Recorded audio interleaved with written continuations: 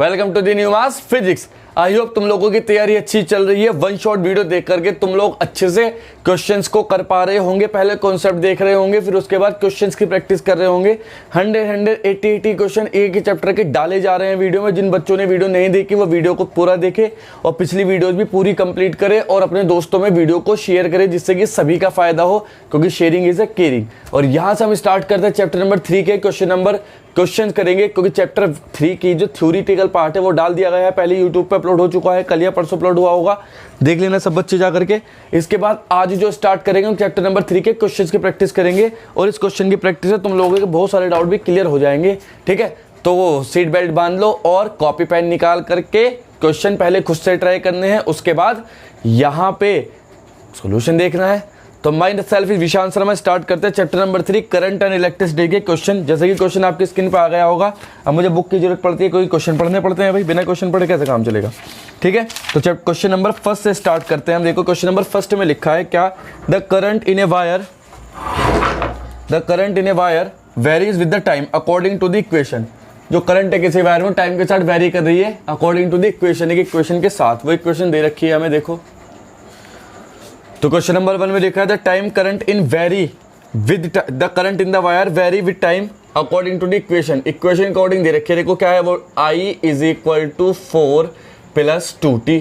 अब यहाँ क्या फाइंड करना है, where I is in ampere, t in a second, the quantity of charge which passes through a cross section of the wire during the time. कहाँ से कहाँ तक का टाइम, t = 2 से t = 6 सेकंड तक के टाइम में चार्ज बताना। हम जानते हैं चार्ज निकालने का तरीका इंटीग्रेशन I.dt करते हैं हम यहाँ। और कहाँ से कहाँ तक, T1 से T2 तक। तो लगा दो भैया इंस्टेंटेनियस का कॉन्सेप्ट। तो कहाँ से कहाँ तक, 2 से 6, I की वैल्यू है 4 + 2t और बाहर क्या है dt। इंटीग्रेशन करेंगे तो 4 का हो जाएगा 4t और प्लस का हो जाएगा t²। इंटीग्रेशन करना आता हो, t²/2, 2 से ये वाला 2 कट जाएगा। लिमिट 2 से 6, थोड़ा शॉर्टकट मारूंगा भाई मैं, समझ में ना आएगा तो पूछ लेना। पहले अपर लिमिट 6 + 6 का स्क्वायर हम माइनस लगाएंगे बीच में, 4 × 2 = 8 और प्लस 2 × 2 = 4। तो यहाँ आ जाएगा 4 × 6 = 24 + 36 - 12। तो कुल मिला के ये आ जाएगा 48 कूलाम।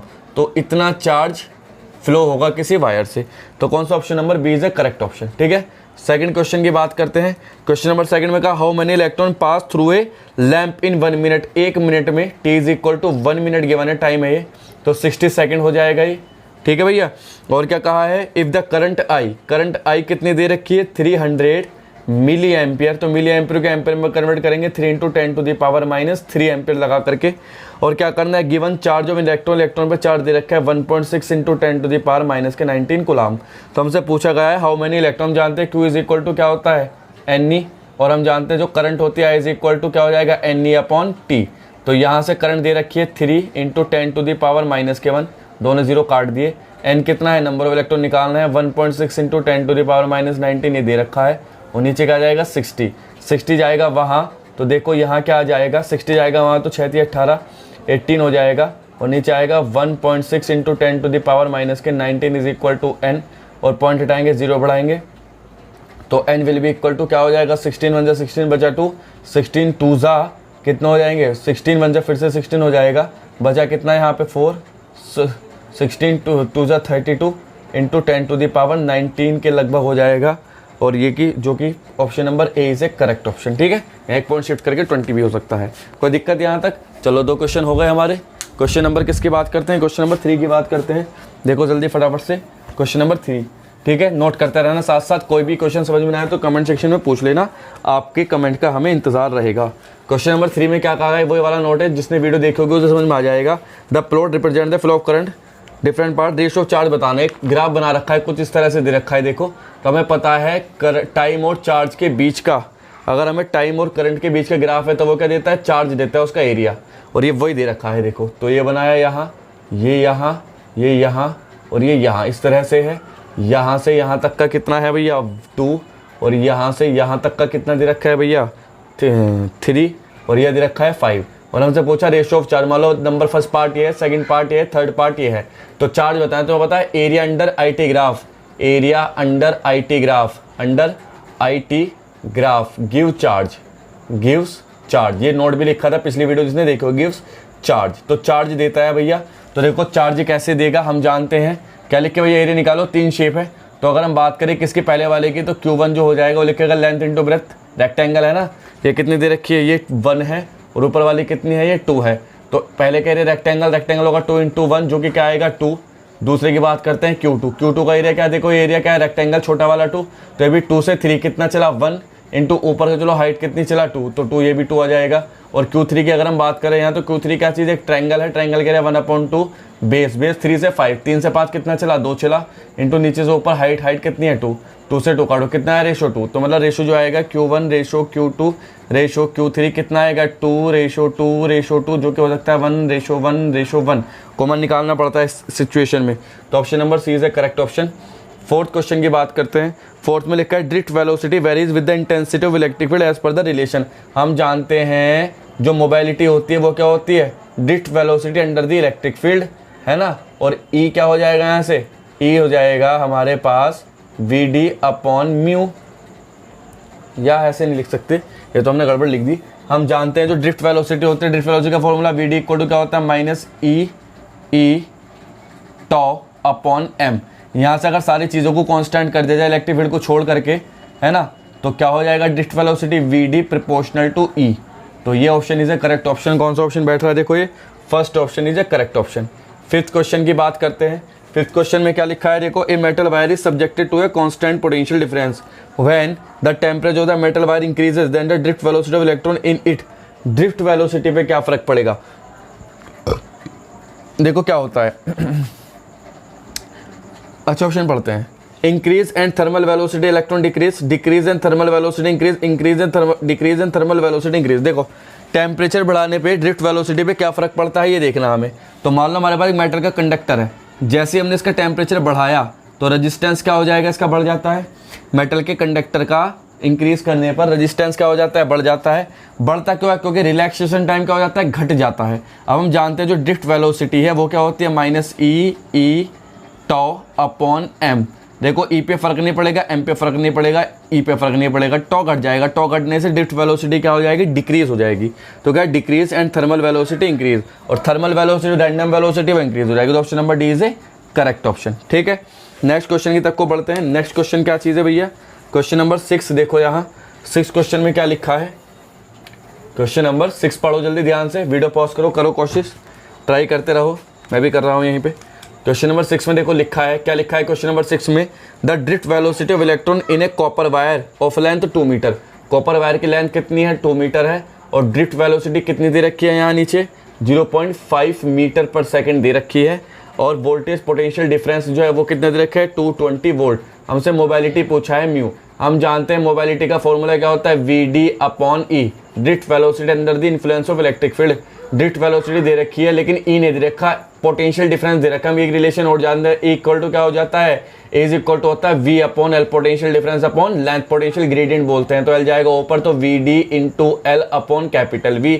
तो म्यू यहाँ से आ जाएगा VD की वैल्यू कितनी है 0.5, L कितना है 2, और नीचे क्या है 220 वोल्ट।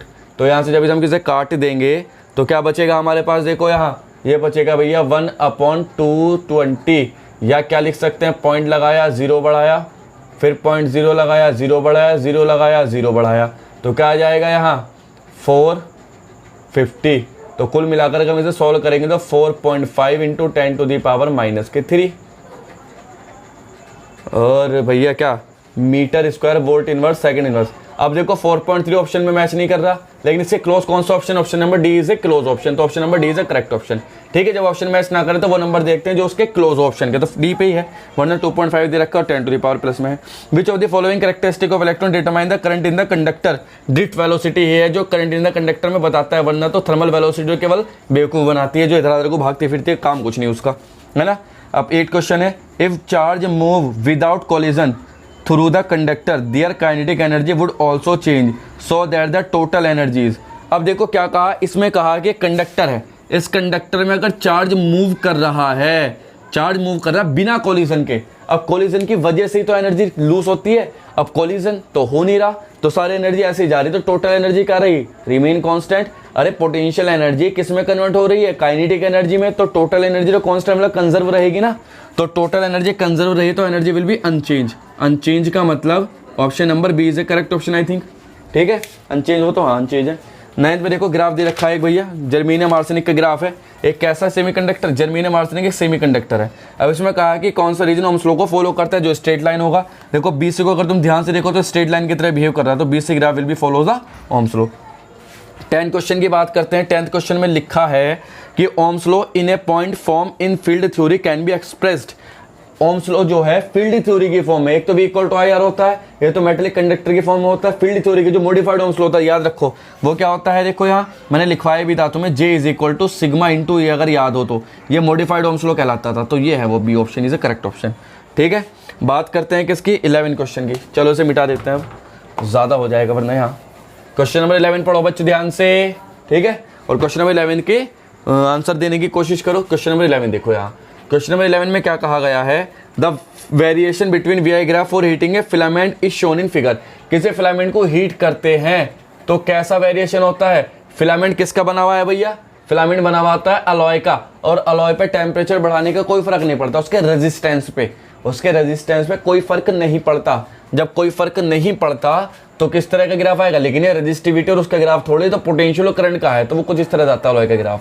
ठीक है, तो option number A is a correct option. Alloy के केस में ऐसा होता है, ध्यान रखना V और I के बीच का ग्राफ है। कभी तुम रेजिस्टिविटी और टेम्परेचर के बीच का ग्राफ देखने लगो और कहोगे हमने गलत बता दिया।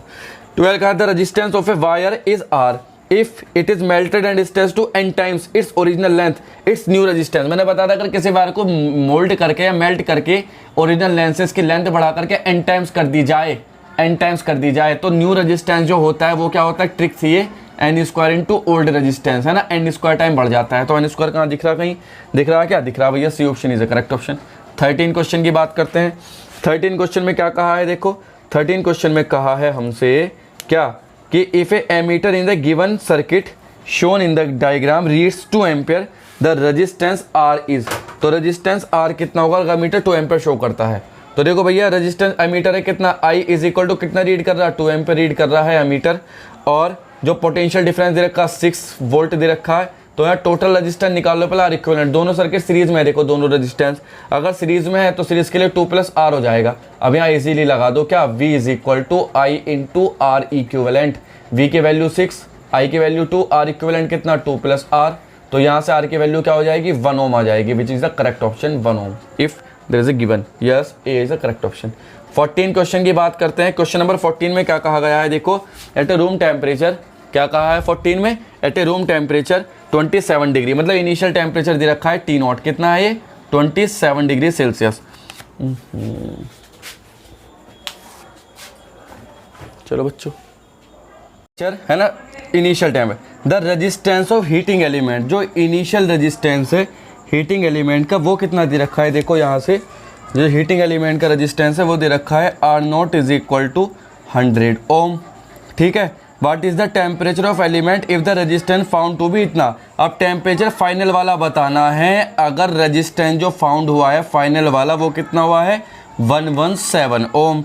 अगर कोफिशिएंट ऑफ थर्मल एक्सपेंशन दे रखा है, देखो 1.7 इंटू 10⁻⁻⁴ ये दे रखा है। तो देखो भैया हम जानते हैं क्या फॉर्मूला होता है, R final is equal to, है ना, R initial, R final minus R initial equal to R initial alpha T final minus T initial. ये कुछ फॉर्मूला है हमारे पास। ठीक है, अब यहाँ जब हम वैल्यू पुट करेंगे तो R फाइनल के 117, R इनिशियल के 100, R0 R इनिशियल तो रखेंगे तो कितना हो जाएगा 17 बचेगा। R0 कितना दे रखा है 100, अल्फा कितना है 1.7 इंटू 10⁻⁻⁴, T फाइनल कितना निकालना है, T इनिशियल कितना है 27। तो यहाँ से क्या हो जाएगा, देखो ये इसके मल्टीप्लाई हो जाएगी तो हो जाएगा कितना 17 इक्वल टू 10 इंटू 10⁻⁻³ और T माइनस 27, ये यहाँ आ जाएगा 17 1000, तो T की वैल्यू हो जाएगी 1027 डिग्री सेल्सियस। है ऑप्शन में 1027, बिल्कुल सही बात है, B option is a correct option 1027 1027। ठीक है, कोई दिक्कत यहाँ तक, चलो भाई कोई दिक्कत वाली बात नहीं। नेक्स्ट क्वेश्चन की तरफ बढ़ते हैं हम अपना आगे क्या है, देखो क्वेश्चन नंबर 15 में दे रखा है, क्या हमें 15 क्वेश्चन में दे रखा है, देखो 1 मिनट रुको जरा, 1 मिनट, चलो खैर है ना। तो 15 क्वेश्चन करेंगे अब हम, देखो जरा 15 क्वेश्चन में क्या लिखा है, फिगर पढ़ो क्वेश्चन जरा, क्वेश्चन पढ़ के आंसर दो। इसमें लिखा है सेमीकंडक्टर के लिए रेजिस्टिविटी और टेम्परेचर का ग्राफ। तुम्हें पता है सेमीकंडक्टर के केस में टेम्परेचर बढ़ाने पर रेजिस्टेंस से रेजिस्टिविटी घटती है, तो यहाँ से घट के यहाँ जाएगी, तो टेम्परेचर रेजिस्टिविटी, यही option number C is a correct option. 16 question देख लो एक minute. The temperature coefficient of resistance of an alloy used for making resistor. Alloy के लिए टेम्परेचर कोफिशिएंट कैसे रखा जाएगा? सिंपल सी बात है, टेम्परेचर कोफिशिएंट एक तो स्मॉल रखो, एक पॉजिटिव रखो। स्मॉल वैल्यू और पॉजिटिव वैल्यू रखोगे तो उसका एक्सपेंशन बहुत कम होगा। जब एक्सपेंशन कम होगा तो टेम्परेचर का मिनिमम इफेक्ट पड़ेगा, और अलॉय के केस में टेम्परेचर के लिए इनवेरिएंट होती है। तो option number A is a correct option. क्या है? Small and positive. चलो 17 क्वेश्चन की बात करते हैं यहाँ हम। The electrical conductivity of metal decrease with temperature because. Electrical conductivity क्या होती है? इलेक्ट्रिकल कंडक्टिविटी 1 रेजिस्टिविटी होती है। अब टेम्परेचर क्या विद टेम्परेचर इंक्रीज करने पर रेजिस्टिविटी क्या होती है? टेम्परेचर इंक्रीज करने पर रेजिस्टिविटी बढ़ती है मेटल की। रेजिस्टिविटी बढ़ेगी तो कंडक्टिविटी घटेगी। और रेजिस्टिविटी बढ़ती क्यों है? रेजिस्टिविटी बढ़ती है रिलैक्सेशन टाइम के कम होने की वजह से। और रिलैक्सेशन टाइम कम क्यों हुआ? क्योंकि उनकी थर्मल एनर्जी बढ़ गई, उन्हें वेलोसिटी ज़्यादा मिल गई तो एक्साइटेड होगा, एनर्जी मिल गई। तो कुल मिलाकर के ऑप्शन एनर्जी से रिलेटेड, इसलिए गहराई में जाना पड़ता है। तो ऑप्शन ए में लिखा है the energy of the electron increase with temperature. सही बात है, टेम्परेचर बढ़ाएंगे तो इलेक्ट्रॉन की एनर्जी इंक्रीज होगी तो रिलैक्सेशन टाइम कम होगा, रिलैक्सेशन टाइम कम होगा तो रेजिस्टिविटी बढ़ेगी तो कंडक्टिविटी घटेगी। तो option number A is a correct option. देख रहे हो कहाँ से कहाँ जाना पड़ा। Electric field and current density have relation. Electric field और करंट डेंसिटी तुम जानते हो, J इज इक्वल टू क्या होता है? सिग्मा इंटू ए, ओम्स लॉ यही है। तो J प्रोपोर्शनल टू क्या लिख सकते हैं? E। तो ऑप्शन नंबर कौन सा है? ए इज ए करेक्ट ऑप्शन। सही है ना, कोई दिक्कत थोड़ी ना है यहाँ। चलो बात करते हैं 19 क्वेश्चन के। 19 क्वेश्चन में क्या कहा है? इसमें कहा है 2 bulb 40 and 60 watt are connected to 220 line. The ratio of resistance will be. एक बल्ब है ऐसा वाला, एक बल्ब है ऐसा वाला। ये कितने वाट का है? 40 वाट। ये वाट कितना है? 60 वाट। और इसका वोल्टेज जो लाइन है किससे है? 220 से। तो रेजिस्टेंस का रेशियो बताना। पहले की बात करें तो हम बात करते हैं पावर की। Power is equal to V²/R1 है ना। और यहाँ पर पोटेंशियल तो कांस्टेंट है दोनों के लिए, तो पावर क्या हो जाएगी? Power inversely proportional to 1/R। हम लिख सकते हैं P1 ratio P2 equal to R2 ratio R1 है ना। और पावर कितनी दे रखी है? पावर दे रखी है हमें कितनी? P1 की 40 और P2 की 60, और ये हो जाएगा R2 रेशो R1। हमें निकालना है R1 रेशो R2। तो R1 रेशो R2 से पलट दो तो 60 रेशो 40 हो जाएगा। 2 से 20 से डिवाइड कर दो तो 3:2। 3:2 मतलब option number D is a correct option. 3:2 match कर गया। ठीक है भैया। चलो 20 क्वेश्चन की बात करते हैं। यहीं पे कर लो 20 क्वेश्चन की बात। अगर दिख रहा हो तो एक मिनट देखते हैं, दिख रहा है क्या? दिख रहा है भाई, बिल्कुल दिख रहा है। इसमें लिखा है the heat produce by 100 watt heater in 2 minute. Heat कितनी प्रोड्यूस होती है? H equal to I²R into T. अब इसमें तो वाट दे रखा है तो तुम जानते हो P इंटू टी लगा सकते हैं डायरेक्टली। P की वैल्यू पावर कितनी है? 100 वाट। और टाइम कितना दे रखा है? 2 मिनट। 2 मिनट मतलब 120 सेकेंड। तो कितना आ जाएगा यहाँ से? 12 किलो जूल। तो मतलब C option is a correct option, 12 kilo joule. चलो भाई 20 क्वेश्चन का पड़ाव हमने पार कर लिया। नेक्स्ट आगे बढ़ते हैं। मजे मत लेना बेटा, ये क्वेश्चन अभी धीरे धीरे चल रहा है, आगे आएंगे हार्ड क्वेश्चन। 21 क्वेश्चन में देखो, 21 क्वेश्चन में क्या कहा गया है? करंट बतानी 5 ओम के रजिस्टर में। अब ध्यान से देखो इस पूरे सर्किट में क्या चीज सेम है? Potential difference. दोनों तरफ 10 वोल्ट की बैटरी है। अगर दोनों तरफ 10 वोल्ट की बैटरी है तो पोटेंशियल डिफरेंस कितना हुआ? 0। और अगर पोटेंशियल डिफरेंस 0 हुआ तो करंट कितनी आ जाएगी सर्किट में? 0 रजिस्टर में। तो करंट कितनी फ्लो होगी भैया? 0। 22 की बात करते हैं। ठीक है, because potential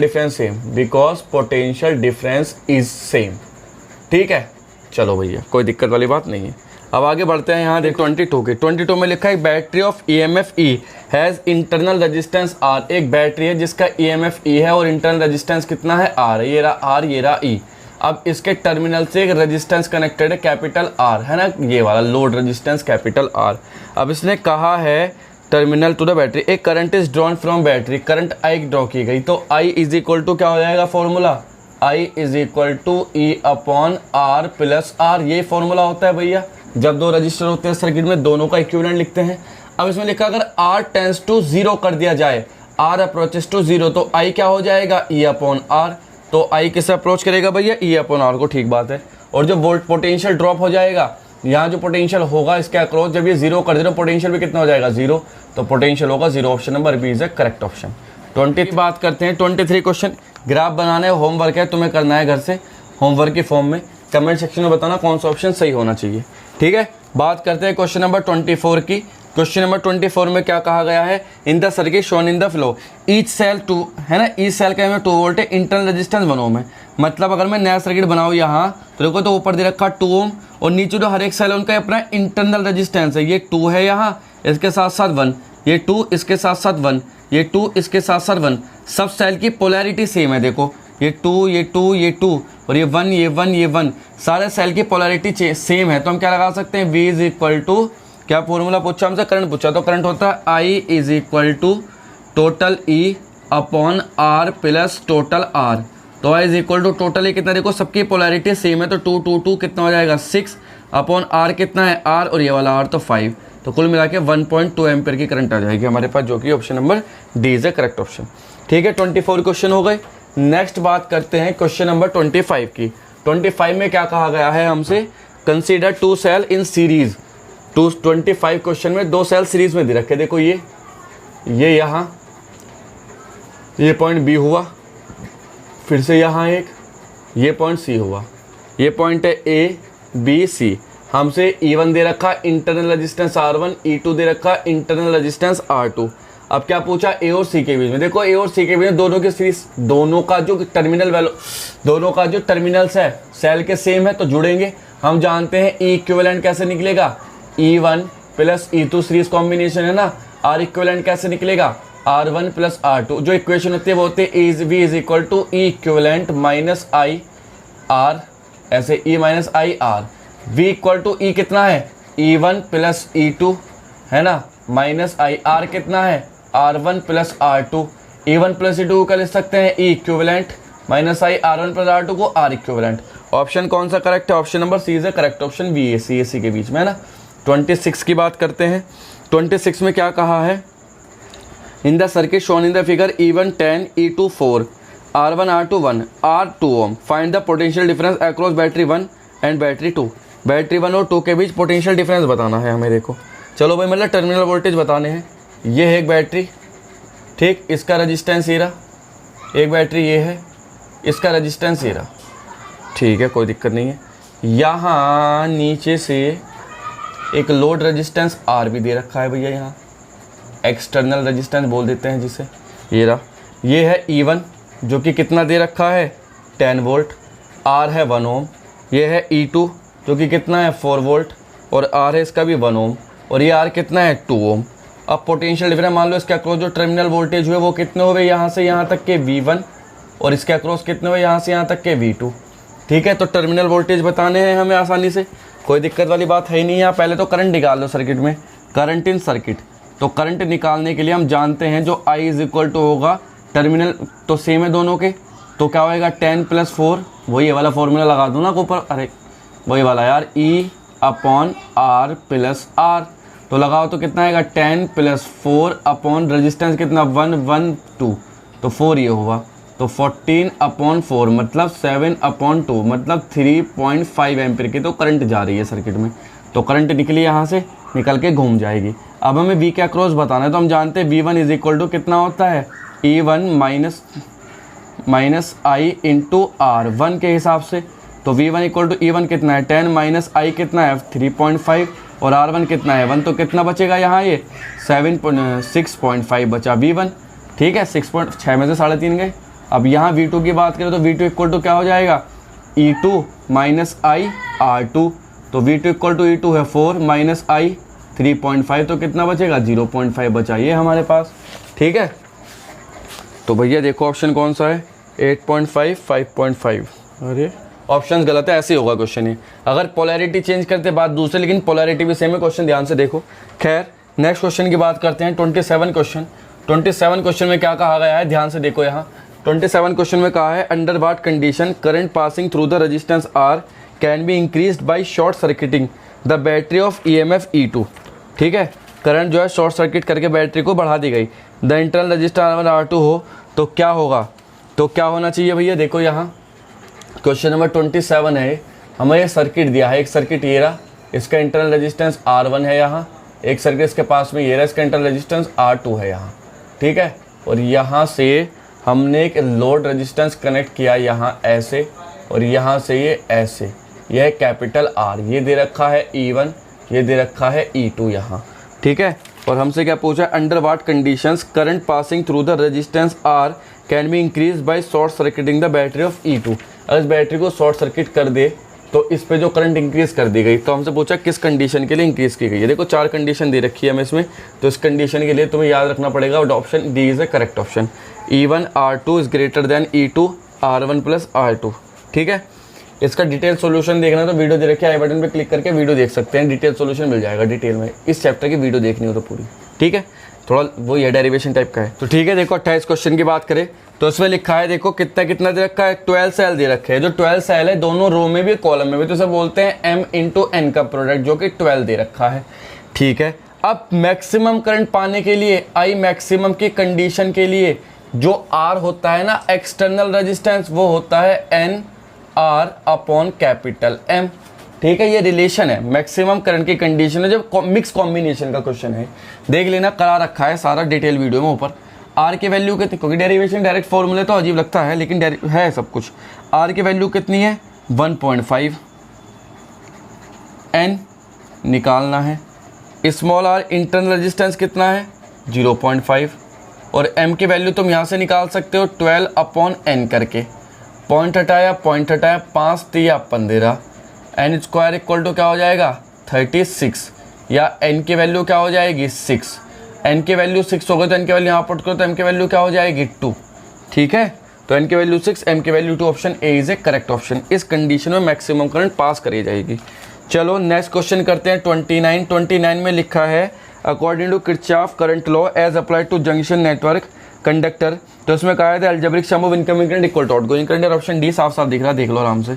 algebraic sum of, अरे किरचॉफ फर्स्ट लॉ ये तो कहता है।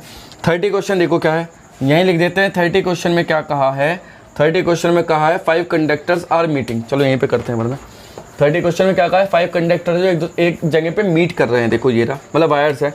अब नोड पे वही बताना है, फिफ्थ कंडक्टर में करंट बतानी है हमें, साफ साफ दिख रहा है। देखो टोटल इनकमिंग करंट जो है x जो नोड है, इनकमिंग करंट आउटगोइंग के इक्वल लिख दो, तो आने वाली कौन को देखो 5 आ रही है उसकी तरफ को, और कौन सी आ रही है एक 4 आ रही है, तो +4, और जाने वाली कौन सी 3 जा रही है, प्लस जो उसमें जा रही है बीच में उसे आई कह दो, और +5 जा रही है, 5 से 5 काट दो, आई की वैल्यू कितनी हो जाएगी 1 एम्पेयर की करंट आ जाएगी भैया, तो 1 एम्पेयर हो गया B option, away from the X. और क्या भी तो जा रही है। 31 क्वेश्चन की बात करते हैं। देखो सर्किट दे रखा है हमें, ये ऐसे बनाया, ये यहाँ, ये सर्किट एक यहाँ है, ये इस तरह से सर्किट है दूसरा, एक बैटरी ये है, एक बैटरी ये है, ये बना दी हमने यहाँ।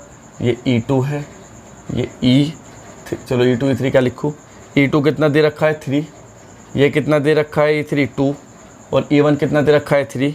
ये रेजिस्टेंस जो R1 है कितना है 10 ओम का, और इसके बाहर सर्किट में एक सर्किट और कनेक्ट किया इस तरह से, और यहाँ से इसे शॉर्ट करके R2 की वैल्यू दे रखी है हमें यहाँ 30 ओम। इसमें करंट जो है वो कितनी है I1, और इसमें जो करंट है वो कितनी है I2, और हमसे बताना है I1 I2 की वैल्यू, क्या बतानी है I1 I2 की वैल्यू, ठीक है। तो किरचॉफ लॉ लगा दो भैया, जब इसमें किरचॉफ लॉ लगाएंगे तो नाम दो इसे ABCDEFG। तो पहले लगाओ अप्लाई KVL, किस में लगाना है केवल ABCDA, ठीक है। तो क्लॉकवाइज चलते हैं, पॉजिटिव तो ए से चलना स्टार्ट किया, ए से बी, फिर यहाँ, तो बैटरी का पॉजिटिव टर्मिनल देखो ए से चलना स्टार्ट किया BA, ठीक है। ऊपर चलते रहो, बैटरी का कौन सा टर्मिनल +3, चलते रहो, करंट के साथ चल रहे हैं तो क्या आएगा 10 × I1 इज इक्वल टू, अभी चलते रहो, बैटरी का निगेटिव टर्मिनल -2, बैटरी का negative terminal -5 equal to VA हो जाएगा, VA से BA कैंसिल, तो 3 + 10, 3 से 3 कैंसिल, तो क्या हो जाएगा I1 will be equal to 2/10, मतलब 0.2 तो हो गई I1। इसमें लगा दो भैया यहाँ से प्लस, तो कौन सी लूप में KVL, किस में FAGEF, तो यहाँ से चलेगी तो देखो हमने F से चलना स्टार्ट किया तो VF है ना, करंट के अपोजिट चल रहा है, बैटरी का टर्मिनल मिला +3, ऐसे चला यहाँ आए, यहाँ बैटरी का अपोजिट चल कर रजिस्टर का अपोजिट चल रहे हैं, तो क्या आएगा 30 × I2 इक्वल टू VF से BF काट दो तो I2 की वैल्यू आ जाएगी 3/30, ऐसे लिख सकते हैं 0.1 एम्पियर। तो देखो कौन सा ऑप्शन मैच कर रहा है, option number A is a correct option. ठीक है, option A is a correct option. ठीक, कोई दिक्कत? चलो बहुत बढ़िया, 31 क्वेश्चन तक हो गए हमारे। बात करते हैं किसकी? बात करते हैं 32 क्वेश्चन की। 30 क्वेश्चन में लिखा है algebraic sum of voltage around any close loop in a network. KVL का सेकंड लॉ क्या कहता है? किसी भी नेटवर्क में algebraic sum of total voltage must be equal to 0। तो अलजेब्रिक सम जो होगा वो किसके इक्वल होगा? 0 के। तो 32 क्वेश्चन जो है, 32 क्वेश्चन का ऑप्शन क्या आ जाएगा? C, option C is the correct option. 33 question की बात करते हैं। इसमें क्या रखा है? देखो, potential difference V and V भी बताना है पॉइंट ए और बी के बीच। The given figure is, figure दे रखा है भैया इस तरह से, ये फिगर बनाया। एक रेजिस्टेंस ये है यहाँ, एक बैटरी है यहाँ इस तरह की, आगे फिर से एक रजिस्टर है ऐसे, और आगे बना दिया हमने क्या, ये 1 ओम, ये 3, ये क्या है 2, ये 2 एम्पीयर की करंट जा रही है, ये है VA, और ये क्या मिला हमें? VB मिला। ठीक है, ए एंड बी के बीच जो बताना है पोटेंशियल डिफरेंस। तो देखो, ए से चलना स्टार्ट किया VA, ठीक है, करंट के साथ चल रहे हैं तो प्लस आ जाएगा 2 इंटू टू, बैटरी का पॉजिटिव टर्मिनल 3, फिर आया करंट के साथ तो क्या 2 इंटू 1 इज इक्वल टू VB हो जाएगा। तो VA minus VB equal to minus के 4 माइनस के 3 माइनस के 2, तो क्या आया ये? माइनस के 9 वोल्ट। और माइनस साइन को क्या हमने अपोजिट डायरेक्शन ले ली, इसका मतलब तो उसे प्लस कर देंगे। तो हमसे क्या पूछा गया? VB माइनस ये प्लस के 9, तो D option is a correct option. ठीक है, D option is a correct option. 34 की बात करते हैं। क्वेश्चन नंबर 34 में क्या कहा गया है? 2 एम्पीयर की करंट दे रखी है, shown in circuit potential difference. अब देखो, पहली बात तो ये व्हीटस्टोन ब्रिज के इक्वल है या नहीं? देखो, हो सकता है अगर ये बैलेंस कंडीशन में है, अगर ये व्हीटस्टोन ब्रिज है और बैलेंस कंडीशन में है तो BD का पोटेंशियल डिफरेंस होगा नहीं, क्योंकि यहाँ कोई करंट फ्लो नहीं है, तो ब्रिज की तरह बिहेव करेगा ना, ये ऐसे, ये ऐसे, ये ऐसे और ये ऐसे। ठीक है, तो ये जो ब्रिज है इसमें तो कोई करंट फ्लो होती ना, इक्वल टू 0 होता है, तो पोटेंशियल डिफरेंस भी क्या हो जाएगा? BD के अक्रॉस 0 हो जाएगा, सिंपल सी बात है। लेकिन ये बैलेंस है नहीं है, देख लो, तो ये अपॉन ये इक्वल टू ये अपॉन ये, तो देखो 2/4 1/2 3/3 3/6 1/2, तो एक बैलेंस है तो कोई करंट फ्लो नहीं होगी। 35 क्वेश्चन की बात करते हैं, सिंपल क्वेश्चन था। 35 क्वेश्चन में क्या कहा है? इन ए व्हीटस्टोन ब्रिज सर्किट P इतना है, Q इतना है, R इतना है, S इतना है। Find the additional resistance to be use in series with S to that the bridge is balanced. अब ब्रिज अगर बैलेंस है तो हमें एडिशनल रेजिस्टेंस बताना है, तो बहुत बढ़िया बात है। देखो, PQRS हमें बताना है ना, तो अगर व्हीटस्टोन ब्रिज बैलेंस करें, मान लो ये ऐसे कह दो, चलो ये बनाओ व्हीटस्टोन ब्रिज, एक बनाया ये, एक बनाया ये, एक बनाया ये, एक बनाया ये, जैसे कह दो PQRS। ठीक है, अब यहाँ अगर हम बात करें किस में जोड़ दिया भाई? एडिशनल रेजिस्टेंस विद S के साथ एडिशनल रेजिस्टेंस सीरीज में जोड़ दिया। मान लो देखो, P upon R equal to Q upon S plus additional resistance small r कह दो उसे।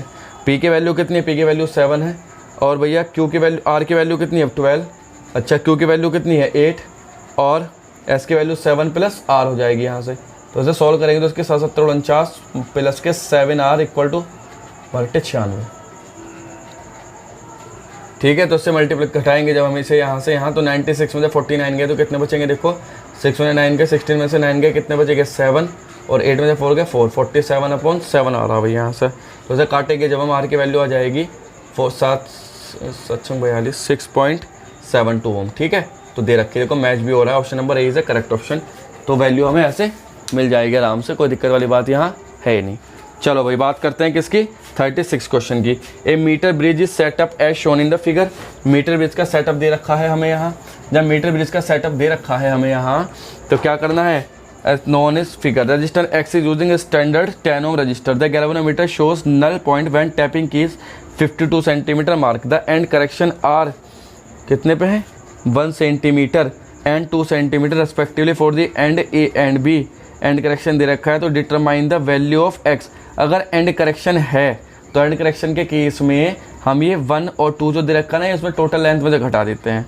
ठीक है, तो वहाँ से हमें आराम से मिल जाएगा, ये आराम से क्वेश्चन सॉल्व किए जा सकते हैं, कोई ऐसी दिक्कत वाली बात नहीं है। चलो खैर, देखो बात करते हैं 36 क्वेश्चन की। 36 क्वेश्चन में क्या कहा है? इसमें कहा है a metre bridge setup as shown in figure, ठीक है। The determine unknown resistance X using a standard 10 ohm resistance, एक स्टैंडर्ड 10 ओम रेजिस्टेंस है जो कि आर है, जो कि 10 ओम दे रखा है, और हमसे क्या कहा है, galvanometer shows null deflection at a point 52 centimetre. L1 कितने मिला, 52 सेंटीमीटर पे, तो L2 कितना हो जाएगा, 48 सेंटीमीटर। 100 में से घटा देंगे। अब 1 मिनट, एंड एरर भी दे रखे, एंड करेक्शन दे रखा है पहले वाले का कितना है, 1 सेंटीमीटर, तो कुल मिला के क्या हो गया, 52 + 1 मतलब 53 लिख देंगे हाथ के हाथ, और यहाँ एंड करेक्शन कितना है, 2 सेंटीमीटर, तो यहीं पे 48 + 2 मतलब क्या लिख देंगे, 50। बस अब लगा दो R/L1 = R/L2। सर्किट के हिसाब से देखो, X कितना दे रखा है, हमें निकालना है, L1 कितना हुआ, 53 = R कितना है, 10, L2 कितना हुआ, 50। यहाँ से X निकालेंगे तो आ जाएगा 530/50, इससे काटेंगे तो X की वैल्यू आ जाएगी क्या, 10.6 ohm. Option number B is correct. 37 question में क्या कहा है, इसमें कहा है a resistance R to be measured using a metre bridge, student chooses the standard resistance S to be 100 ohm, he find the null point at 2.9 centimetre, he is told to attempt to improve the accuracy, which of the following is useful way. अगर उसे इसके अलावा भी अपनी accuracy achieve करनी है या improve करनी है तो क्या करना चाहिए। देखो पहला, he should measure I1 more accurately, he should change S to 1000 ohm and repeat the experiment. Resistance तो ज़्यादा कर ही नहीं सकते, एक्यूरेसी नहीं आएगी। He should change the resistance to 3 ohm, हाँ मिनिमम कर सकते हैं, 3 ओम पे उसको रजिस्टेंस चेंज करना चाहिए। रजिस्टेंस मिनिमम जितना चेंज करेंगे उतनी एक्यूरेसी ज़्यादा आएगी। 38 क्वेश्चन की बात करते हैं।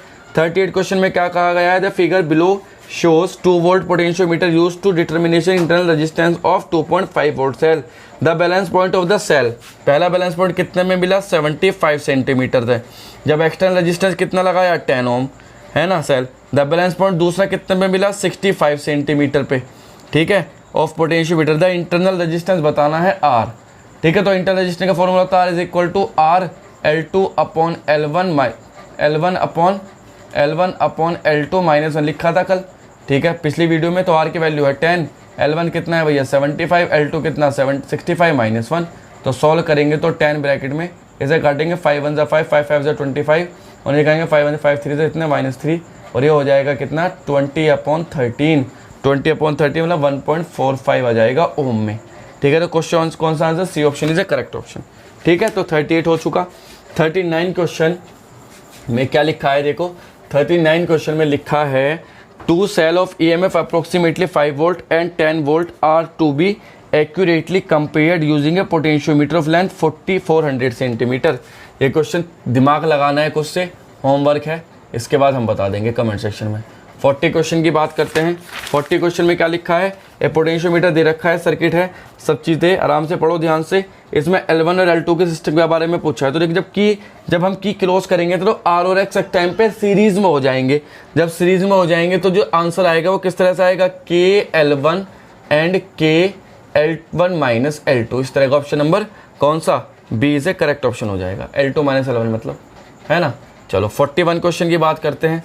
क्या है, 10 ओम करंट, I कितना दे रखा है, 10 ओम, 10 एम्पीयर की करंट है, कॉपर से पास हो रही है, और टाइम कितना है 5 सेकेंड। तो क्या बताना है, current pass through copper, the net charge Q is equal to formula क्या, I × T, तो 50 कूलम चार्ज होगा, बच्चों वाला क्वेश्चन है ना। तो क्या हो जाएगा, 10 ohm current pass through copper, the net charge after 5 second in the wire, तो 5 सेकेंड में 50 कूलम हो गया। Q is equal to I/T, I is equal to Q/T, यहाँ से क्या option number D is a correct, वो D करा, B is a correct option. 42 की बात करें अगर हम यहाँ 42 की बात करते हैं, AU is a highly conductive metal, AU मतलब gold, which obey the Ohm's law but does not obey Ohm's law due to the lack of conduction electron, SiG but does not obey Ohm's law due to conduction, ठीक है। Silicon और germanium जो है ये semi conductor है, और semi conductors कभी भी ओम्स लॉ को फॉलो नहीं करते, तो B option is a correct option both, है ना। चलो 43 की बात करें, इसमें लिखा है during charging of a cell terminal voltage is, अरे टर्मिनल वोल्टेज हमेशा क्या होते हैं, चार्जिंग ऑफ सेल को चार्ज कर रहे हैं, आप चार्ज कर रहे हैं, डिस्चार्जिंग में ज़्यादा कम होते हैं और चार्जिंग में ज़्यादा होते हैं, क्योंकि हम बड़े बैटरी से दे रहे हैं ना, तो ग्रेटर हो जाएगा यहाँ, ठीक है, जब बैटरी किसकी तरह बिहेव करती है, सिंक की तरह, हम उसे चार्ज कर रहे हैं तब, वो दोनों केस लिखवाए होंगे, याद होगा तुम्हें। तो option number B is correct. 44 की बात करें, the connection between resistor in a metal bridge are made of thick copper wire strip because thick copper wire has low resistance. Thick copper wire का रेजिस्टेंस लो होता है। 45 की, long wire of potentiometer gives lower value of which increase sensitivity potential gradient को जितना lower रखोगे उतनी sensitivity बढ़िया होगी, क्योंकि dV अपॉन dr होता है, जितनी लेंथ कम उतनी सेंसिटिविटी बढ़िया। सी वो बी पोटेंशियल ग्रेडियंट। 46 की बात करते हैं, विच of the following statement is correct with when power delivered by A battery is maximum. जब पावर डिलीवर्ड मैक्सिमम होगी तो किस केस में होगी, हम जानते हैं power is equal to I²R। अब R प्लस R दोनों अगर इंटरनल रजिस्टर भी काउंट है, अब किस केस में मैक्सिमम हो सकते हैं, जब R is equal to R हो, तो इस केस में पावर जो होती है मैक्सिमम, तो internal resistance must be equal to external resistance. 47 देखो, Kirchhoff law choose characteristic, Kirchhoff first law of electricity based on the conservation of charge, while second law based on conservation. पहला ऑप्शन सही है, पहला लॉ कंजर्वेशन ऑफ चार्ज पे based है, दूसरा law conservation of energy पे based है, क्योंकि चार्ज टोटल जितना है उतना चला गया, कंजर्वेशन हो गया चार्ज का, और वोल्टेज जो होता है वो एनर्जी की फॉर्म है ना। मैच द कॉलम कर लो, कॉलम मैच करो भाई। 48 क्वेश्चन की अगर हम बात करें यहाँ, तो देखो 48 क्वेश्चन में क्या लिखा है, मैच द कॉलम में temperature dependency of resistivity, temperature dependency of, देखो पहला ये किसके लिए है, सेमीकंडक्टर के लिए, कंडक्टर के लिए ये होता है भैया कंडक्टर के लिए कॉपर, मतलब क्यू, ए का क्या हो जाएगा, क्यू हो जाएगा, देखो यहाँ कॉपर दिख गया। और नीचे वाला जो है सबसे बी जो है, ये बी किसके लिए है भैया, ये कॉपर, ये किसके लिए है B, temperature dependency of nichrome wire है ना, नाइक्रोम के लिए जब चेंज ही नहीं होता। और सी किसके लिए, बचा कुचा सी हो जाएगा वो, सी जो किसके लिए है, पी के लिए हो जाएगा। तो ऑप्शन नंबर कौन सा हो जाएगा, सी इज़ ए करेक्ट ऑप्शन। ठीक, चलो भाई, तो यहाँ तो ये क्वेश्चन थे हमारे MCQs। अब बात आती है कि इनकी खतरनाक क्वेश्चंस की, जिन्हें बोलते हैं हम क्या, अजर्शन रीजन बेस्ड। अब अजर्शन रीजन में पढ़ूंगा, उनका तुम लोगों को आंसर खुद से भी देना है, कुछ का आंसर मैं दूंगा, ठीक है। देखो दोस्तों, अजर्शन रीजन टाइप क्वेश्चन करते हैं। अजर्शन रीजन टाइप क्वेश्चन में हमने देखा फर्स्ट अजर्शन लिखी है, इसमें लिखा assertion, a wire carrying an electric current has no electric field inside it. जब किसी वायर में करंट फ्लो होती है तो उसके अंदर कोई इलेक्ट्रिक फील्ड नहीं होता। बात सही है, देखो जब यहाँ पॉजिटिव चार्ज है, नेगेटिव चार्ज, तो इलेक्ट्रिक फील्ड हमने दिया, बैटरी एक्सटर्नल बैटरी अप्लाई की, तो जो नेगेटिव चार्ज है पॉजिटिव की तरफ को भागेगा, तो पॉजिटिव की तरफ को भागेगा तो सारे इलेक्ट्रॉन इधर की तरफ को भागेंगे, तो इलेक्ट्रिक फील्ड क्या होगा, जीरो। इलेक्ट्रिक फील्ड क्या हुआ यहाँ पे, जीरो। अंदर की तरफ कुछ, बाहर की तरफ को कुछ ना कुछ होगा। अब दूसरी बात क्या लिखा है, the rate of flow of electron in one direction is equal to the rate of flow of proton in opposite direction. जो इलेक्ट्रॉन का रेट है वो प्रोटोन के रेट के अपोजिट है, ये बात तो ठीक है, लेकिन ये किस केस में ठीक है, गैस में एंड लिक्विड के केस में, लेकिन कंडक्टर के केस में ट्रू नहीं है बात, ये तो option C is a correct option, assertion true, reason is false. 50 question की बात करते हैं। देखो 50 क्वेश्चन में क्या लिखा है, in electrostatic all charges whether free और bound are consider to be rest. बात सही है, electrostatic it is a branch of physics which deal when charge is static, when charge is static, charge is static, जब charge static हो तो उसकी study जिसमें करते हैं उसे इलेक्ट्रोस्टैटिक बोलते हैं। रीजन में क्या कहा है, रीजन में ये अजर्शन था, रीजन में क्या कहा है, रीजन में कहा है the charge in motion constitute N electric current. जब चार्ज मोशन में होते तो क्या कंस्टिट्यूट करते हैं, इलेक्ट्रिक करंट। बात सही, जब चार्ज फ्लो होते हैं तो चार्ज के फ्लो के कारण करंट फ्लो होती है आई, ठीक है। तो क्या बात हो गई, B is a correct option, है ना, बी क्या है, ऑप्शन करेक्ट है कि electro assertion true, reason true, assertion, reason is not correct explanation of assertion. 51 question की अगर हम बात करें, यहाँ देखो 51 क्वेश्चन में क्या लिखा है, 51 में लिखा है, ए अजर्शन में लिखा है current flows in a conductor only when there is an electric field within the conductor. किसी भी कंडक्टर में करंट तभी फ्लो होगी जब इलेक्ट्रिक फील्ड होगा वहाँ कंडक्टर के बाहर या अंदर जहाँ भी है ना। तो देखो कंडक्टर के अंदर है, किसी वायर के अंदर तो इलेक्ट्रिक फील्ड रहता नहीं, हमें पता है बाहर रहता है ना। तो मतलब इसका क्या है कि जब तुम किसी कंडक्टर के आसपास यहाँ इलेक्ट्रिक फील्ड प्रोड्यूस कराओगे प्लस माइनस का, तो इलेक्ट्रिक फील्ड की वजह से जो अंदर इलेक्ट्रॉन रैंडम मोशन कर रहे हैं वो ड्रिफ्ट हो जाते हैं अपने पास से, और ड्रिफ्ट होने के कारण ड्रिफ्ट वेलोसिटी आ जाती है, और ड्रिफ्ट वेलोसिटी से क्या फ्लो होता है, करंट फ्लो होती है। ड्रिफ्ट वेलोसिटी की वजह से ही क्या फ्लो होती है, करंट फ्लो होती है। जो रिलेशन तुम जानते हो I इज इक्वल टू वीना नाम का रिलेशन तुमने पढ़ा भी है ना, तो इसकी वजह से करंट फ्लो होती है। तो यहाँ तक मतलब बात अजर्शन जो है ट्रू है। अब लिखा है drift velocity of electrons in presence of electric field decreases. Electric field के प्रेजेंस में ड्रिफ्ट वेलोसिटी डिक्रीज होती है, पर बिल्कुल गलत है। इलेक्ट्रिक फील्ड प्रेजेंट होने की वजह से ड्रिफ्ट वेलोसिटी आती है जो कि इंक्रीज होती है। तो assertion true, reason is a false. 52 question की बात करते हैं। देखो 52 क्वेश्चन में क्या कहा है, charge carriers do not move with acceleration but with A steady drift velocity. जो चार्ज कैरियर होते हैं वो स्टेडी ड्रिफ्ट वेलोसिटी से मूव करते हैं, मतलब एक कांस्टेंट ड्रिफ्ट वेलोसिटी से मूव करते हैं, और जिनकी वैल्यू जनरली होते हैं 10⁻³ mm/s। इतनी स्मॉल वैल्यू होती है, कांस्टेंट होती है ना। अब इसमें ये कहा है charge carriers undergo collision with ions and atom during transit, क्योंकि चार्ज कैरियर जो होते हैं एक दूसरे टकराते हैं, है ना। जब इलेक्ट्रिक फील्ड दोगे तुम तो चार्ज कैरियर एक दूसरे से टकराएंगे, एक दूसरे टकराने की वजह से इनकी जो ड्रिफ्ट वेलोसिटी होती है वो स्टेडी होती है, अदरवाइज वो एक्सेलरेट हुआ करते, टकराते ना। तो अरे एक्सेलरेट का मतलब वेलोसिटी बढ़ती है, लेकिन जैसी बढ़ने होती है वो टकरा जाते हैं तो घट जाती है। तो मतलब जो टोटल वेलोसिटी होगी इनकी ड्रिफ्ट वेलोसिटी वो कांस्टेंट हो जाती है वहाँ। तो मतलब एडजस्टेंट ट्रू रीजन ट्रू इसी वजह से कांस्टेंट होती है। ठीक है, चलो नेक्स्ट बढ़ते हैं। देखो बात करते हैं क्वेश्चन नंबर किसकी, क्वेश्चन नंबर 53 की बात करते हैं। इसमें लिखा है 53 क्वेश्चन में क्या लिखा है, देखो 53 क्वेश्चन में लिखा है, क्वेश्चन नंबर 53 में लिखा है क्या, manganin and constantan are widely use in standard resistor. जो मैग्नीन और कॉन्स्टेंट, तुम्हें पता है मैग्नीन हुआ, मैग्नीन एंड कॉन्स्टेंटन जो होते हैं ये अलॉय है।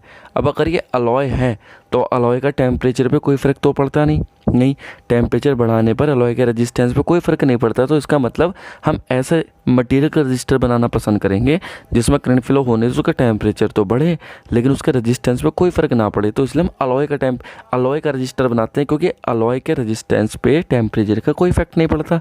तो यही बात है, इसमें रीज़न में भी ये लिखा है manganin and constantan resistance value would change very little with temperature.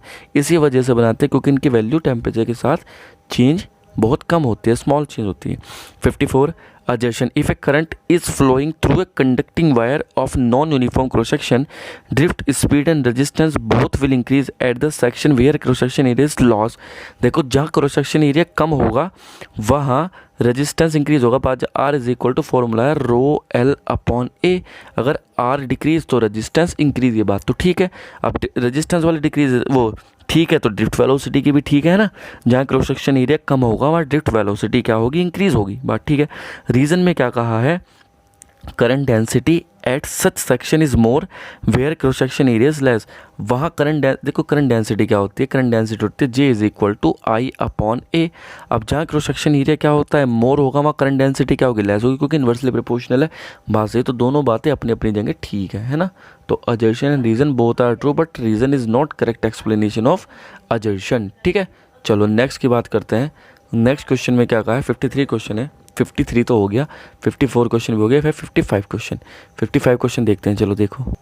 तो क्वेश्चन नंबर 55 में क्या कहा है, क्वेश्चन नंबर 55 में कहा है असर्शन में लिखा था drift velocity of electron in metallic wire decreases when temperature of wire increases.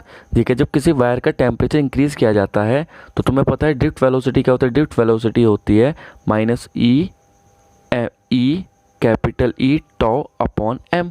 अब जब टेम्परेचर इंक्रीज करेंगे तो क्या होगा, कोलिजन जल्दी होगा, मतलब रिलैक्सेशन टाइम घटेगा। अगर रिलैक्सेशन टाइम घटेगा तो ड्रिफ्ट वेलोसिटी भी घटेगी, क्योंकि drift velocity is directly proportional to relaxation time. तो टेम्परेचर बढ़ाने पर क्या होगा, ड्रिफ्ट वेलोसिटी घटेगी, बात सही है, क्योंकि रिलैक्सेशन टाइम घट रहा है ना, जल्दी कोलिजन होगा तो रिलैक्सेशन टाइम घटेगा ही ना। ठीक है, reason on increasing temperature conductivity of metallic wire decreases.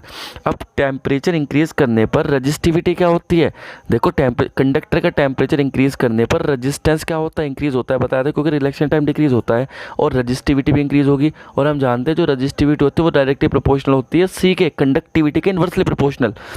Resistivity is 1/2 1 conductivity. तो कंडक्टिविटी अगर रजिस्टिविटी इंक्रीज होगी तो कंडक्टिविटी क्या होगी, डिक्रीज होगी। तो इसका मतलब ये वाली बात भी सही है। तो assertion and reason both are true but reason is not correct explanation of assertion. ठीक है जी, चलो 57 क्वेश्चन की 56 क्वेश्चन 55 था, 56 क्वेश्चन की अगर हम बात करें यहाँ तो 56 क्वेश्चन में क्या कहा है, देखो the average time of collision tau decreases with increasing temperature. यही बात है तो लिखी है, सही ऊपर वाला क्वेश्चन है सेम, कि जब टेम्परेचर इंक्रीज करते हैं तो रिलैक्सेशन टाइम डिक्रीज हो जाता है, क्योंकि रिलैक्सेशन टाइम क्योंकि कोलिजन जल्दी होने लगता है। At increase temperature average speed of electrons which act as a carrier of current increases resulting in more frequent collision. मतलब ये कहा है कि जैसे हम टेम्परेचर इंक्रीज करते हैं तो इलेक्ट्रॉन को एनर्जी मिल जाती है तो वो जल्दी टकराने लगते हैं एक दूसरे से, है ना, इसकी टक्कर इससे होती है, इसकी टक्कर इससे होती है, इसकी टक्कर इससे होती है। तो जब टक्कर जल्दी जल्दी होती है तो रिलैक्सेशन टाइम डिक्रीज हो जाता है। तो ये बात सही है, मतलब assertion and reason both are true, reason is correct explanation of assertion. तो ये 56 क्वेश्चन हमारे हो चुके। ठीक है, आगे बढ़ते हैं। देखो क्वेश्चन नंबर 57 में लिखा है, क्वेश्चन नंबर 57 का अजर्शन है, if we bend an insulating wire the resistance of wire increases. जैसे हम किसी इंसुलेटिंग वायर को बैंड करते हैं तो उसका रेजिस्टेंस इंक्रीज हो जाता है। एक बार बताओ, मान लो एक वायर है, एक ये वायर है, इसकी लेंथ कांस्टेंट है जो कि एल है। अब हमने इसे क्या कर दिया, ए बैंड कर दिया इस तरह से। अगर हमने इसे बैंड कर दिया तो उसकी लेंथ पे कोई फ़र्क पड़ेगा क्या? लेंथ तो वही की वही है। जब लेंथ सेम है तो R is directly proportional to L. अगर लेंथ कांस्टेंट है तो आर भी क्या होगा, कांस्टेंट होगा। तो पहली वाली बात तो गलत हो गई। रीज़न की बात करते हैं, the drift velocity of electron in bounded wire decrease वो डज नॉट रिमेन सेम। ये बात भी गलत है।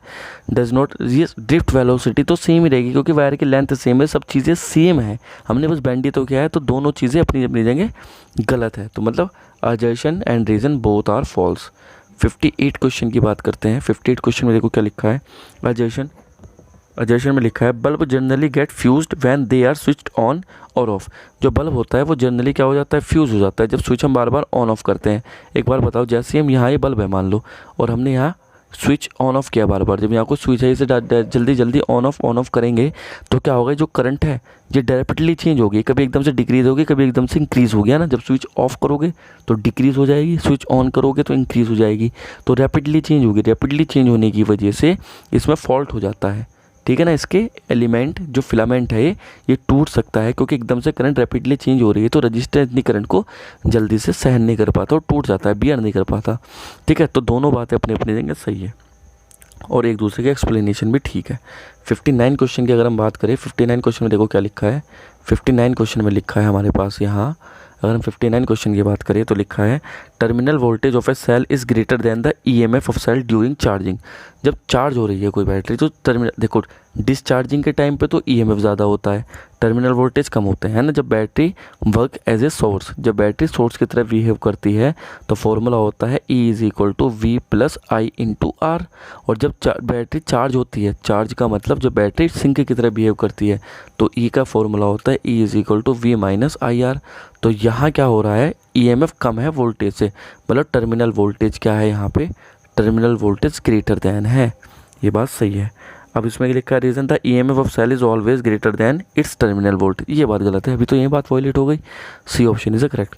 क्यों ऑलवेज कहाँ हो गया, देखो पहले वाले में जब बैटरी सोर्स की तरह बिहेव करती है तो ग्रेटर होगा ईएमएफ, लेकिन जब बैटरी डिस्चार्जिंग होती है, सिंक की तरह बिहेव करती है, चार्ज होती है सिंक की तरह बिहेव करती है, ईएमएफ लेस होगा। तो सेकंड वाली बात तो गलत हो गई। 60 क्वेश्चन की बात अगर हम करें, यहाँ देखो 60 वाले क्वेश्चन में क्या लिखा है। 60 क्वेश्चन में लिखा है, a potentiometer is preferred over a voltmeter for measurement of EMF of cell. कोई भी पोटेंशियोमीटर ईएमएफ का, वो सेल का ईएमएफ मेजर करने के लिए यूज़ किया जाता है। ये बात सही है। दूसरा, potentiometer does not draw any current from the cell.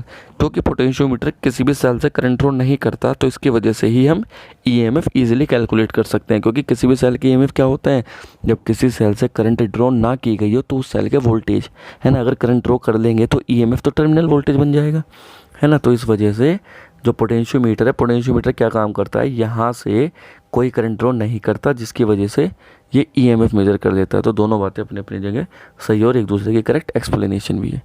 ठीक है, चलो बच्चों केस स्टडी की बात करते हैं। अब जो केस स्टडी नंबर 1 दिख रही है तुम लोगों को, वो क्या है, रेजिस्टेंस एंड रेजिस्टिविटी पे डिपेंड है। इसमें लिखा है देखो, the material can be classified as conductors, semiconductor and insulator depending on their resistivities in an increasing order. ठीक है, मटेरियल को 3 भागों में डिवाइड कर सकते हैं, conductor, semi conductor, insulator.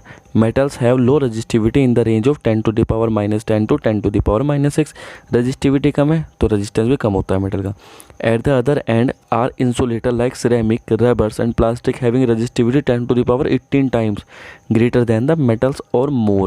In between them two are the semiconductors. These however have resistivity characteristically decreasing with the rise in temperature. The resistivity of semiconductors can be decreased by adding a small amount of suitable impurities. ठीक है, किसी भी resistivity को increase या decrease किया जा सकता है स्मॉल अमाउंट ऑफ इम्प्योरिटीज़ मिला के, जिसे डॉपिंग बोलते हैं। This last feature is exploited in use of semiconductors for electronic devices. Commercially produced registers for domestic use or in laboratories are of two major type, wire bound registers and carbon registers. तो 61 question में क्या कहा है देखो, in the on the base of above case study we will discuss about the question number 61 to 65. ठीक है, तो देखो 61 क्वेश्चन में लिखा है in the increasing range of temperature, temperature को बढ़ाने पर, मतलब टेम्परेचर बढ़ रहा है यहाँ, तो क्या कहा है इसने, increasing range of temperature the resistance of copper and silicon respectively. Copper और सिलिकॉन, देखो रजिस्टिविटी जो है वो, कॉपर तो एक मेटल है, कॉपर क्या चीज़ है, copper is a metal, Cu जो हुआ वो मेटल हुआ, और मेटल का रजिस्टेंस टेम्परेचर बढ़ाने पर बढ़ता है. ठीक है, और जो सिलिकॉन है वो क्या चीज़ है, सेमीकंडक्टर, सेमीकंडक्टर है, तो सेमीकंडक्टर का रजिस्टेंस टेम्परेचर बढ़ाने पर जो रजिस्टेंस है वो क्या होगा, घटेगा, और मेटल का बढ़ाने पर क्या होगा, बढ़ेगा. तो इसका मतलब जो मेटल के केस में ग्राफ बनता है वो ऐसा बनता है स्ट्रेट लाइन, और सेमीकंडक्टर के केस में इस तरह का बनता है. तो मतलब देखो ऑप्शन नंबर सी लिखा है, ऑप्शन नंबर सी बिल्कुल मैच कर रहा है, ध्यान से देखो, इसे लिखा है linear increases for copper, copper के लिए तो बिल्कुल लीनियरली जाएगा, और सिलिकॉन के लिए एक्सपोनेंशियली डिक्रीज. देखो ये रेजिस्टिविटी होती है और टेम्परेचर होता है. ठीक है, चलो नेक्स्ट क्वेश्चन की बात अगर हम करें यहाँ 62 क्वेश्चन की बात अगर हम करें यहाँ देखो, तो 62 क्वेश्चन में क्या कहा गया है, विच of the following material can B use for heating purpose in electric geysers. Electric geyser में हीटिंग पर्पस के लिए कौन सा मटेरियल, देखो अलॉय यूज़ की जानी चाहिए, है ना, अलॉय ही है जो टेम्परेचर बढ़ने पर रेजिस्टेंस चेंज नहीं होता. तो अगर अलॉय है तो इनमें से देखो कौन सा, कॉपर एक क्या है, मेटल है, एल्युमिनियम एक मेटल है, गोल्ड एक मेटल है, तो बचा nichrome, nichrome is a alloy, तो नाइक्रोम ही है भैया जो यूज़ की जाती है. तो option number D is a correct option. 63 question की अगर हम बात करें यहाँ, तो 63 क्वेश्चन में क्या लिखा है, the V graph for material is given at two different temperatures, the correct relation between T1 and T2.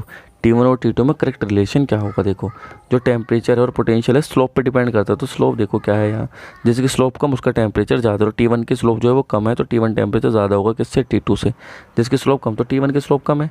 देखो क्वेश्चन नंबर 64 की बात करते हैं हम यहाँ. 64 में क्या लिखा है, 64 में लिखा है भैया, क्या लिखा है देखो ध्यान से, यहाँ 64 में लिखा है resistance of a wire eight 20 degree Celsius. देखो इनिशियल रेजिस्टेंस रखा आर इनिशियल, कितना कितना दे रखा है 20 ओम, कितने पे, इनिशियल टेम्परेचर T कितने पे है, इनिशियल टेम्परेचर ही 20 डिग्री सेल्सियस पे, एंड एट T फाइनल जो दे रखा है वो दे रखा है कितने पे, 500 डिग्री सेल्सियस पे. कितना रेजिस्टेंस दे रखा है आर फाइनल, ये दे रखा है भैया हमें 60 ओम. ठीक है, at what temperature its resistance is 25. किस टेम्परेचर, मतलब आर टी निकालना है, जो रेजिस्टेंस क्या हो जाए 25, तो टी निकालना है हमें किस टेम्परेचर पे. तो देखो सबसे पहले ऐसे क्वेश्चन को डील करने के लिए सबसे पहले हमें अल्फा चाहिए, तो अल्फा कैसे कैलकुलेट करेंगे, तो अल्फा निकालने के लिए सबसे पहले इक्वेशन लगाओ, है ना, किस दोनों में, इन दोनों में इक्वेशन लगाते हैं. देखो जैसे यहाँ हम करें अगर बात इक्वेशन लगाने की, तो पहले ये बात करते हैं, पहले के लिए बात करेंगे क्या, R naught minus R alpha is equal to R naught alpha delta T. Delta T minus delta T के लिए मतलब क्या हो जाएगा, डेल्टा टी के लिए यहाँ हो जाएगा T final minus T initial 500 minus के 20. तो यहाँ से हम अल्फा कैलकुलेट कर लेंगे आराम से, कोई इसमें शक वाली बात तो है नहीं. तो देखो कैसे कैलकुलेट किया जाएगा, R final R naught minus R final, नहीं यहाँ तक आर फाइनल ही होता है आर नॉट. ठीक है, तो आर फाइनल कितना है 60, तो 40 तो हुआ ये, is equal to R naught कितना है 20, अल्फा निकालना है, ये कितना बचेगा 480, 0 से 0 कट जाएगा, और 4 पंजे 20 हो जाएगा, तो अल्फ़ा की वैल्यू आ जाएगी यहाँ 1/240. तो अल्फ़ा तो निकल गया हमारा. ठीक है, अब यहाँ से हम जब निकाले तो देखो यहाँ कोई से भी ले लो, चलेंगे इसे क्या कह दो, इनिशियल कह दो, और टेम्परेचर पे निकालना है उन दोनों को किसी को लेकर के. ठीक है, तो देखो इनिशियल टेम्परेचर तो वही था 20, और फाइनल वाला वैसे मान लो -25 इज इक्वल टू 20. अल्फा तुमने निकाल ही लिया 240 आएगा जो कि, और क्या आ जाएगा ब्रैकेट में लगाएंगे हम क्या, इनिशियल फाइनल माइनस तो फाइनल टी, इनिशियल है 20 डिग्री सेल्सियस. ठीक है, तो इससे काटेंगे, 2 से कटेगा ये 12 बार, और यहाँ से 12 जाएगा कितना, 12 पंजे 60, 60 इज इक्वल टू कितना हो जाएगा T -20, या T की वैल्यू यहाँ से क्या आ जाएगी 80 80 डिग्री सेल्सियस। देखो 80 डिग्री सेल्सियस अगर ऑप्शन में है तो वही option is a correct option, ठीक है। तो मतलब हमने क्या काम किया, पहले तो इन दोनों में ये इक्वेशन लगा दी रेजिस्टेंस की यहाँ से, जब इन दोनों रेजिस्टेंस की इक्वेशन लगा के सॉल्व किया तो अल्फा निकाल लिया। अब अल्फा निकलने के बाद हमने इससे क्या मान लिया, फाइनल रेजिस्टेंस, इस वाली लाइन को क्या मान लिया, इनिशियल रेजिस्टेंस। तो हमने फिर से दोबारा लगाया आर इनिशियल और final minus R initial is equal to alpha, वही इनिशियल वाला अल्फा इंटू टी माइनस 20। तो यहाँ से हमने टी निकाला जो कि 80 डिग्री सेल्सियस है, ठीक है। चलो क्वेश्चन नंबर 65 में क्या लिखा है, product of resistivity and conductivity. Resistivity rho होती है, कंडक्ट इक्वल टू क्या होता है 1/c, पहले ही बता चुका, रजिस्टिविटी कंडक्टिविटी की इनवर्सली होती है। इन दोनों के प्रोडक्ट मतलब रो सी क्या देगा 1 देगा, 1 मतलब इनमें से क्या देखो, क्रॉस सेक्शन नहीं, टेम्परेचर नहीं, लेंथ नहीं, तो नन ऑफ द अबव। तो D option is correct option. कुछ नहीं दे रहा भाई, 1 दे रहा, 1 कुछ है थोड़ी ना। केस स्टडी 2 की बात करते हैं, केस स्टडी 2 देखते हैं भाई क्या है। देखो पढ़ते हैं पहले, केस स्टडी 2 को क्या लिखा है, ईएमएफ ऑफ सेल पे है। An electric cell is source of energy that maintain a continuous flow of charge in a circuit. It changes chemical energy into electrical energy. It has 2 electrodes positive, ठीक है। तो क्या है, it has 2 electrode, positive electrode and negative electrode है shown below. Electric cell has to do some work in maintaining the current through a circuit. The work done by the cell in moving unit positive charge through the whole circuit is called the electromotive force, ठीक। अभी figure दे रखा है कि लिखा है 66 question, when 2 electrode of a cell are immersed in an electrolyte solution the charges are exchanged between electrolytes and, देखो तो चार्जेस एक्सचेंज होते हैं वो किस किस के बीच में होते हैं, इलेक्ट्रोड और इलेक्ट्रोलाइट्स के बीच में एक्सचेंज होते हैं। इलेक्ट्रोलाइट और इलेक्ट्रोड से चार्ज एक्सचेंज होकर के सोल्यूशन में जाते हैं, वायर में चले जाते हैं। तो option number C is the correct option, electrolytes and electrodes. 67 की बात अगर हम करें यहाँ, 67 क्वेश्चन में क्या लिखा है, देखो 67 में लिखा है the current flowing in the cell is, किसी भी सेल से फ्लो होने वाली करंट जो होती है आई इज इक्वल टू वो क्या होती है, E upon R plus R. ये तो पता ही है तुम्हें, आर एक एक्सटर्नल रेजिस्टेंस, मोलर इंटरनल रेजिस्टेंस फॉर सेल, ठीक है। तो option number A is a correct option, ठीक है। 68 की बात अगर हम करें तो maximum current that can be drawn from a cell is, maximum current कब निकाली जाती है, जब R is equal to R हो। देखो रखो वैल्यू पर, आई इज इक्वल टू क्या हो जाएगा, ई अपॉन 2r, ठीक है। यही मैक्सिमम करंट है, जब इंटरनल रेजिस्टेंस सोर्स रेजिस्टेंस के इक्वल हो जाएगा तो मैक्सिमम करंट मिलेगी वहाँ हमें, ठीक। 69 क्वेश्चन की अगर हम बात करें यहाँ, तो 69 क्वेश्चन में देखो क्या कहा है, 69 क्वेश्चन में लिखा है when R is infinite then potential difference V between P and N is, जब आर इनफाइनाइट हो जाए तो पोटेंशियल डिफरेंस पी और एन के बीच क्या होगा। देखो पी और एन क्या चीज़ है, टर्मिनल वोल्टेज, पी और एन क्या चीज़ है, पी और एन दिखाई दे रहा है टर्मिनल वोल्टेज है। अब हमने आर को कर दिया इनफाइनाइट, जब आर को इनफाइनाइट कर देंगे हम यहाँ पे तो टर्मिनल वोल्टेज जो हो जाएंगे वो ईएमएफ के इक्वल हो जाएंगे। आर को क्या कर दिया, इनफाइनाइट कर दिया। अब अगर आर को हमने इनफाइनाइट कर दिया, जो टर्मिनल वोल्टेज होंगे वो किसके इक्वल हो जाएंगे, ईएमएफ के इक्वल हो जाएंगे, क्योंकि वहाँ फिर कोई रेजिस्टेंस ही नहीं है एक्सटर्नल। जब एक्सटर्नल रेजिस्टेंस ही नहीं है तो क्या होगा, ईएमएफ के इक्वल होगा। 70 क्वेश्चन की बात करते हैं, 70 क्वेश्चन में क्या लिखा है, इसमें लिखा है for the given circuit if the cell has an EMF 2 volt and internal resistance of the cell is 0.1 ohm, it is connected to resistor of 30 ohm, the voltage across the cell will be. तो terminal voltage बताने हैं, तो terminal voltage कितना आसान है, देखो क्या कैसे निकालते हैं, V is equal to E plus I into R. तो ईएमएफ कितना है 2 प्लस आई, करंट कितने दे रखी है 0.1, और इंटरनल रेजिस्टेंस कितना है, इंटरनल रेजिस्टेंस जो है वो हमें गिवन है कितना, इंटरनल रेजिस्टेंस 0.1 है, और करंट कितनी है, करंट तो हमें निकाले, पहले करंट निकालते हैं भैया, पहले करंट निकालनी पड़ेगी।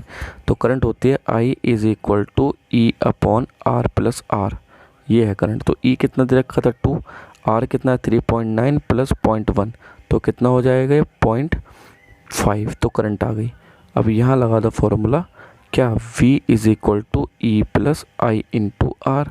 तो ई कितना दे रखा है हमें, ई दे रखा है 2, आई कितना दे रखा 0.5, आर कितना दे रखा 0.1। तो आंसर क्या आ जाएगा यहाँ से, देखो क्या हो रहा है, given circuit cell has for given circuit internal resistance of the cell the voltage across the cell will be. तो वोल्टेज जो होंगे माइनस आता है ना, तो यह माइनस आएगा, तो 1.95 हो जाएगा, क्योंकि V equal to terminal voltage तो उससे लेस होते हैं ना, तो V इक्वल टू माइनस है यार। तो option number A is a correct option, ठीक है। तो केस स्टडी हो गई ये वाली।